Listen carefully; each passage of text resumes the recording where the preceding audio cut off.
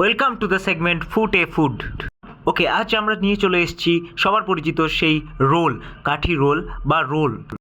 মজার কথা হচ্ছে বাঙালির চিরপরিচিত রোল বা কাঠি রোল অরিজিনেটেড ফ্রম কলকাতা 1932-তে।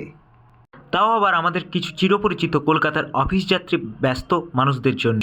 সেই সময়কার নিজাম শাহের সেই দুর্ধর্ষ আবিষ্কারটাকে চেখে দেখতে আজ আমরা চলে এলাম অফিসের শেষে রোল খেতে। তবে বেশি দূর নয়, আমাদের অফিস থেকে মাত্র 5 মিনিটের দূরত্ব, আর ব্যারাকপুর থেকে মাত্র 10 মিনিটের দূরত্ব, আর ডানলপ থেকে 20 মিনিট। টিটাগড় বাজারে মোড়ে তৃপ্তি ফাস্ট ফুড।